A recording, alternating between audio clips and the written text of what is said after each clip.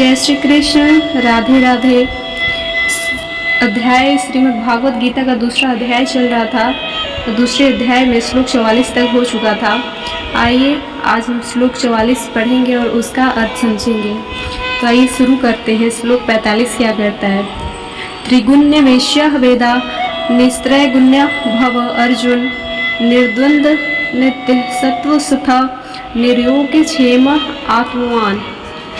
हे अर्जुन, वेद उपयुक्त प्रकार से तीनों गुणों के कार्य रूप समस्त भोगों एवं उनके साधनों का प्रतिपादन करने वाले हैं। इसलिए तू उन भोगों एवं उन साधनों में आसक्तिहीन हर्ष सुख आदि द्वंद्वों से रहित नित्य वस्तु परमात्मा में स्थित योग क्षेम का न चाहने वाला और स्वाधीन अंतःकरण वाला हो। त्रिगुण्य विषय पद का क्या अर्थ है और वेदों को त्रिगुण्य विषय कहने का क्या भाव है? सत्व रज और तम इन तीनों गुणों के कार्य को त्रैगुण्य कहते हैं। अतः समस्त भोग और ऐश्वर्यमय पदार्थों और उनकी प्राप्ति के उपायभूत समस्त कर्मों का वाचक यहाँ त्रैगुण्य शब्द है। उन सब का अंग प्रत्येक गुण सहित जिनमें वर्णन हो उनको त्रिगुण्य विषय कहते हैं। यहाँ वेदों को त्रिगुण्य विषय बतलाकर यह भाव दिखलाया गया है कि वेदों में कर्म कांड का वर्णन अधिक होने के कारण वेद त्रिगुण्य विषय हैं। निस्त्रैगुण्य होना क्या है? तीनों गुणों के कार्य रूप इस लोक और परलोक के समस्त भोगों में तथा उनके साधन भूत समस्त कर्मों में ममता आसक्ति और कामना से सर्वस्था रहित हो जाना ही निस्त्रैगुण्य होना है। यहाँ से स्वरूप से समस्त कर्मों का त्याग कर देना नित्य त्रैगुण्य होना नहीं है, क्योंकि स्वरूप से समस्त कर्मों का समस्त विषयों का त्याग करके कोई भी मनुष्य नहीं कर सकता। अतः शरीर भी तो तीनों गुणों का ही कार्य है जिसका त्याग बनता ही नहीं। इसलिए यही समझना चाहिए कि शरीर में और उसके द्वारा किए जाने वाले कर्मों में और उनके फलरूप समस्त भोगों में अहंता ममता आसक्ति और कामना से रहित होना ही यहाँ नित्रैगुण्य अर्थात तीनों गुणों के कार्य रहित होना है। द्वंद्व किनको कहते हैं और उनसे रहित होना क्या है? सुख दुख लाभ हानि कीर्ति अकीर्ति मान अपमान और अनुकूल प्रतिकूल आदि परस्पर विरोधी युग्म पदार्थों का नाम द्वंद्व है। और इन सब के संयोग वियोग में सदा ही सम रहना, इनके द्वारा विचलित या मोहित न किया जाना अर्थात हर्ष शोक राग द्वेष आदि से रहित रहना ही इनसे रहित होना है। नित्य सत्व क्या है और उसमें स्थित होना क्या है? सच्चिदानंद घन परमात्मा ही नित्य सत्व सत्य वस्तु है। अतएव नित्य अविनाशी सर्वज्ञ परम पुरुष परमेश्वर के स्वरूप का नित्य निरंतर चिंतन करते हुए उनमें अटल भाव से स्थित रहना ही नित्य वस्तु में स्थित होना है। नित्य सत्य स्वतः का अर्थ यदि निरंतर सद्गुण में स्थित होना मान लिया जाए तो क्या हानि है? ऐसा अर्थ भी बन सकता है। इनमें हानि कोई बात नहीं है, किंतु उपयुक्त अर्थ में और भी अच्छा भाव है, क्योंकि कर्म योग का अंतिम परिणाम समस्त गुणों से अतीत होकर परमात्मा को प्राप्त कर लेना कहा गया है। योगक्षेम किसको कहते हैं और अर्जुन को निर्योगक्षेम होने के लिए कहने का क्या भाव है? अप्राप्त वस्तु की प्राप्ति को योग कहते हैं और प्राप्त वस्तु की रक्षा का नाम क्षेम है। सांसारिक भोगों की कामना का त्याग कर देने के बाद भी शरीर निर्वाह के लिए मनुष्य की योगक्षेम में वासना रहता है। अतएव उस वासना का भी सर्वथा त्याग कराने के लिए यहाँ अर्जुन को निर्योगक्षेम होने को कहा गया है। अभिप्राय यह है कि तुम ममता और आसक्ति से सर्वथा रहित हो जाओ। किसी भी वस्तु की प्राप्ति या रक्षा को चाहने वाला मत बनो। आत्मवान किसको कहते हैं और अर्जुन को आत्मवान होने के लिए कहने का क्या भाव है? इंद्रियों के सहित अंतःकरण और शरीर का वाचक यहाँ आत्मा पद है। मन बुद्धि और इंद्रियां जब तक मनुष्य के वश में नहीं हो जाते, उसके अपने नहीं बन जाते, उसके शत्रु बने रहते हैं, तब तक वह आत्मवान नहीं है। अतएव जिसने अपने मन, बुद्धि और समस्त इंद्रियों को भली भांति वश में कर लिया है, उसको आत्मवान यानी आत्मा वाला कहना चाहिए। जिसके मन, बुद्धि और इंद्रियां वश में किए हुए नहीं हैं, उनको समत्वयोग का प्राप्त होना अत्यंत कठिन है, और जिनके मन, बुद्धि और इंद्रियां वश में हैं, वह साधन करने से सहज में ही समतत्व योग को पा सकता है। इसलिए भगवान ने यहाँ अर्जुन को आत्मवान होने के लिए कहा है। पूर्व श्लोक में अर्जुन को यह बात कही गई कि सब वेद तीनों गुण के कार्य का प्रतिपादन करने वाले हैं, और तुम तीनों गुण के कार्य रूप समस्त भोगों में और उनके साधनों में आसक्ति रहित हो जाओ। अब उसके फलस्वरूप ब्रह्म ज्ञान का महत्व बतलाते हैं। अब श्लोक 46 पढ़ते हैं और उसका अर्थ समझेंगे। यावान अर्थ उद्पाने सर्वतः समतुल्यके तावान सर्वेषु वेदेषु ब्राह्मणस्य विजानतः। सब ओर से परिपूर्ण जलाशय के प्राप्त हो जाने पर छोटे जलाशय में मनुष्य का जितना प्रयोजन रहता है, ब्रह्मा को तत्व से जानने वाले ब्राह्मण का समस्त वेदों में उतना ही प्रयोजन रह जाता है। इस श्लोक में जलाशय के दृष्टांत से क्या बात कही गई है?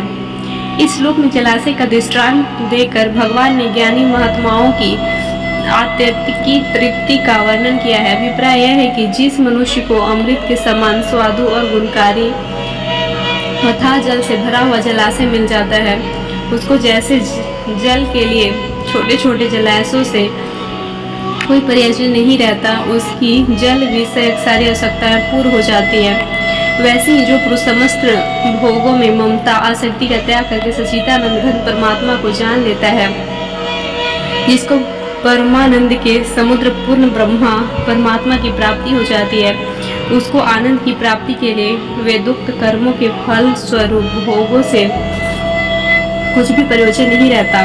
वह सर्वथा पूर्ण काम और नित्य तृप्त हो जाता है। अतः ऐसी स्थिति का प्राप्ति के लिए मनुष्य को वेदोक्त कर्मों के फल रूप भोगों में ममता, आसक्ति और कामना का सर्वथा त्याग करके पूर्णतः निस्त्रैगुण्य हो जाना चाहिए।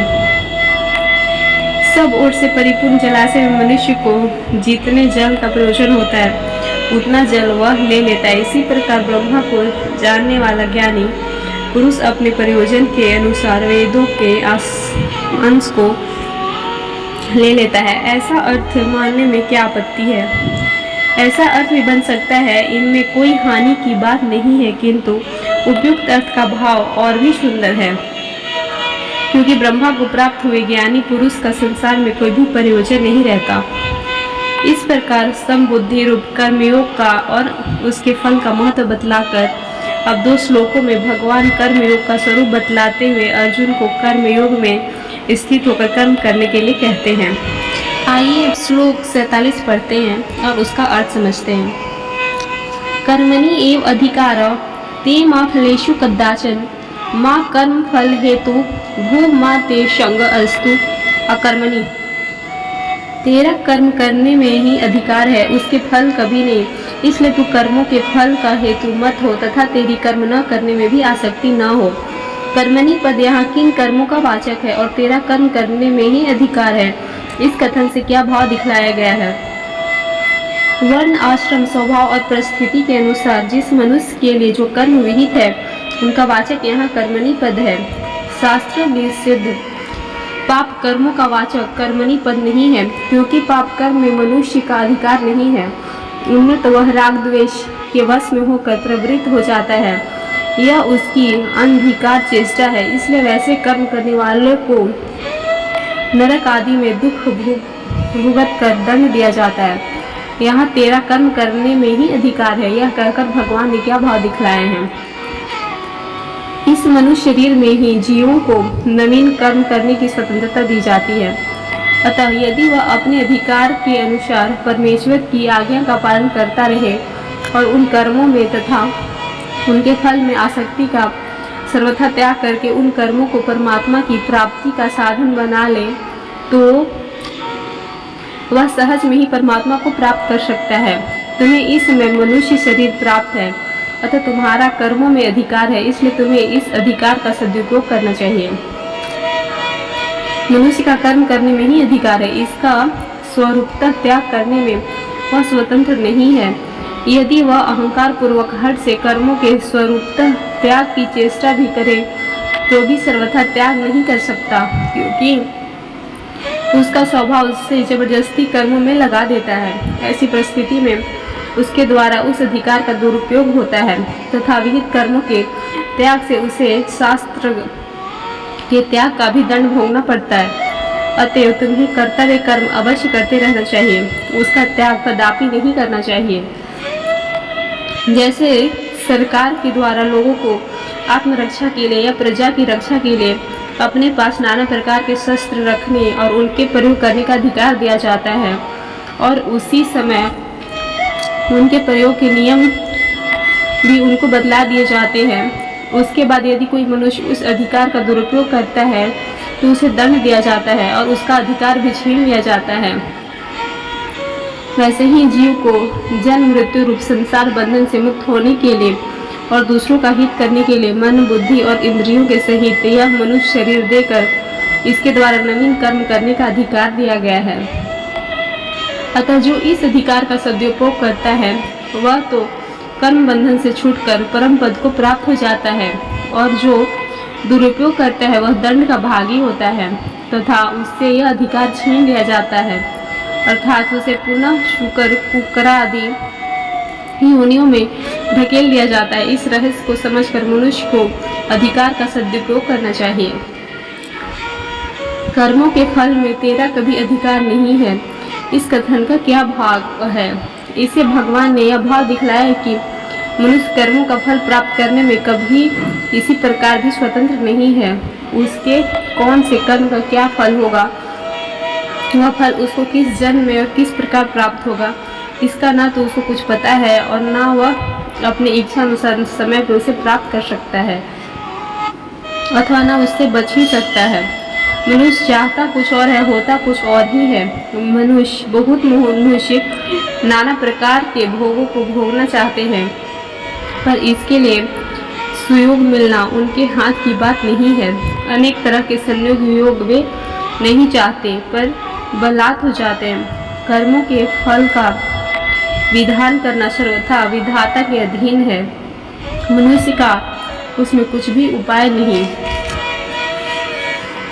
अवश्य ही पुत्रेष्टि आदि शास्त्रीय यज्ञानुष्ठानों के संगोपांग पूर्ण होने पर उनके फल प्राप्त होने का निश्चित विधान है, और वैसे कर्म सकाम मनुष्य कर भी सकते हैं, परंतु उनका यह विहित फल भी कर्मकर्ता के अधीन नहीं है, देवता के ही अधीन है। इसलिए इस प्रकार इच्छा करना कि अमुक वस्तु की धन ऐश्वर्य की मान बढ़ाई या प्रतिष्ठा की अथवा स्वर्ग आदि लोगों की मुझे प्राप्ति हो, एक प्रकार से अज्ञान ही है।